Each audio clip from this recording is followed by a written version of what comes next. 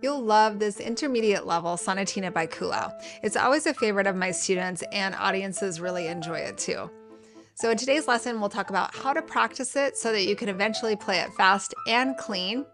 We'll also talk about dynamics and pedaling and how to overcome the technical challenges. You can get the sheet music for this piece in Applause Book 1. This is a great book to have in your library, and I'm teaching most of the pieces in a series on this channel. So I've linked this book in the description. And if you want to get started with the piece today, I've linked the sheet music for just this piece in the description also, and it has my fingering, pedaling, and dynamic suggestions in it.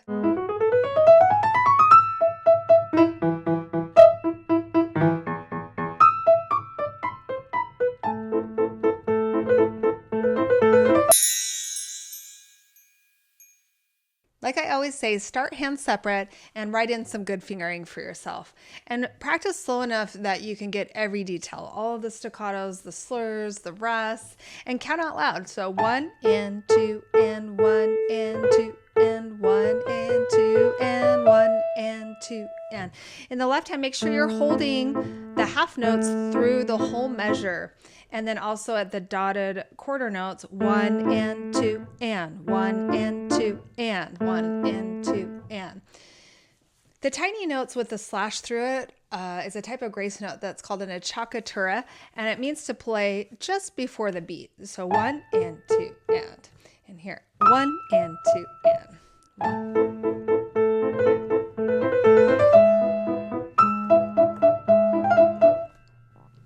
It's important to do some finger switches on the repeated notes in this piece. So at the beginning, 1, 3, 2, 1, 2, 1. In piano, when you play a repeated key with the same finger number, especially if you're playing fast, sometimes the key won't make a sound. So for accuracy, like here at bar 71, 1, 2, 1, 5, 4, 3, 1, 2, 1, 5, 4, 3. That'll help you with accuracy. And I promise with time and practice, it'll feel more comfortable than using the same finger number. I'd like to show you the best fingering for the chromatic scale. So at bar 18, you'll see it later in the piece too. Usually for chromatic scales, you see 3s on all the black keys. But a better choice is to do 2, 3, 4, 2, 3, 4 on the ends of the 3 black keys. That'll help you to play the scale faster. 2, 3, 4, 2, 3, 4. Then here, after my thumb, I go to a 3, 5, 4 to end that. The middle section is very different from the rest of the piece. It's marked dolce in the applause book, which means very sweet.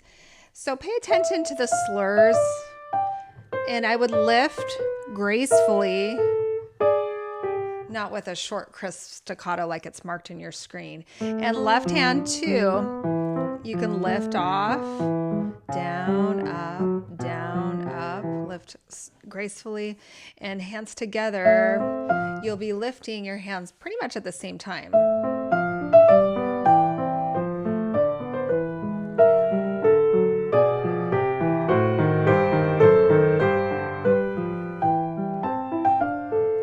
And I'm using some damper pedal. I'm only pushing about halfway down so it doesn't sound too heavy, and I'm changing on beats 1 and 2. So if I'm here,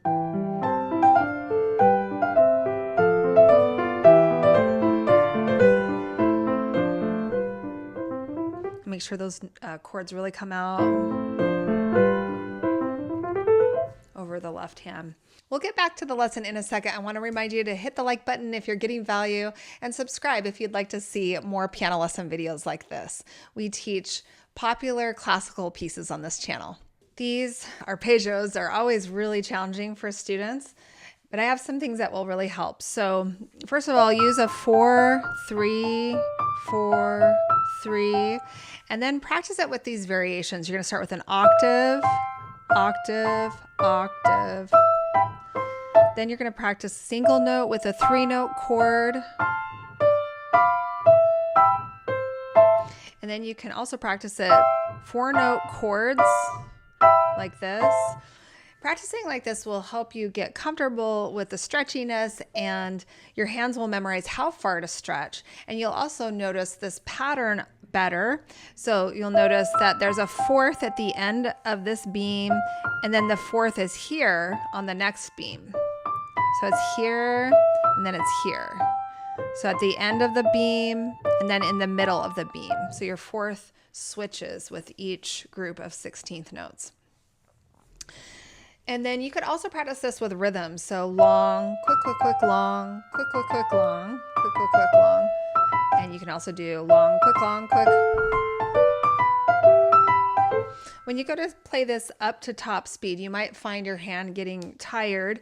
Make sure you're doing a lot of wrist rotation. Keep your elbow out. And start light. It's marked leggero, so you want to play really lightly here.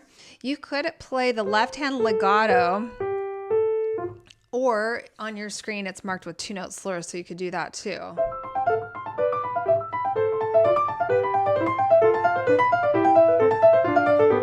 If you find that your hand is still getting really tired doing that wrist rotation, you could play the first note of each beam staccato. Like this, that might help.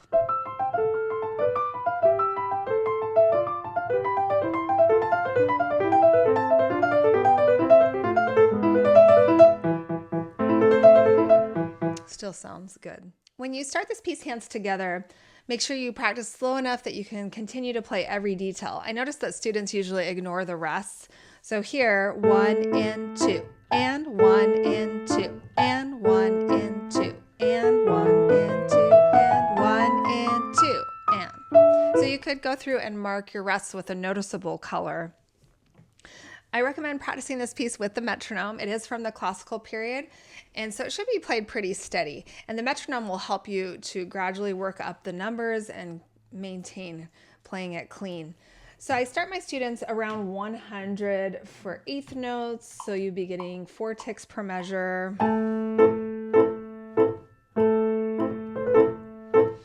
And then gradually work the numbers up by 4s, and make sure you get it perfect at each number, and try to work it up to around 160. And then you would, this is 160, and then you would transition to the metronome ticking for quarter notes, because this piece is in the time signature is 2/4, so we want to eventually feel this piece in 2 pulses. So go over to 80 for quarter notes. So 1 2 1 2 1 2, and gradually work it up to an allegro tempo. This is 120.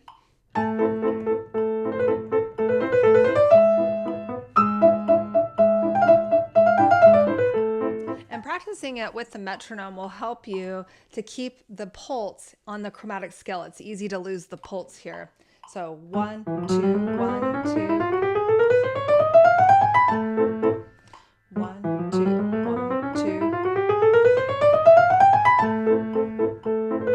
To make this piece come alive, we need to talk about dynamics.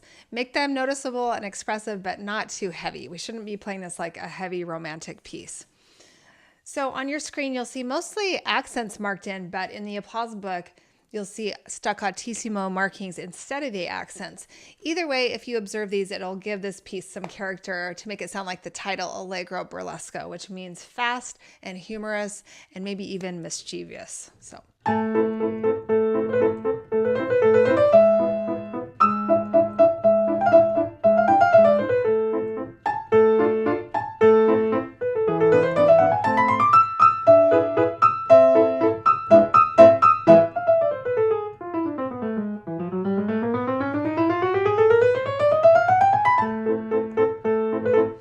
Be careful to make the left hand lighter than the right hand throughout this entire sonatina. It's easy for it to overpower the right hand, especially in this exciting section here because of the left hand half notes, and the notes are so much lower than the right hand. So be conscious about that there. The left hand has a nice counter melody to the right hand, so it's nice, but we don't want it to overpower the right hand. So I'm going to start here.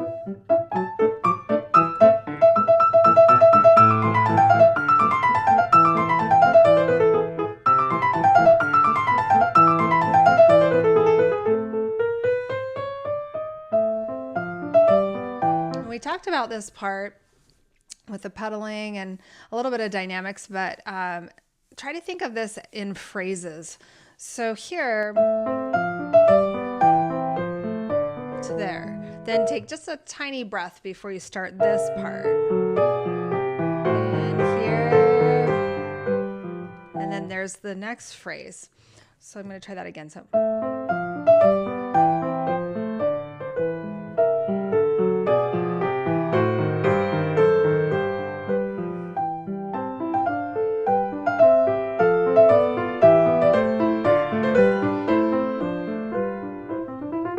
And we talked about pedal on that section. You could also use some pedal towards the end on these long notes here. So you're playing these scales. Down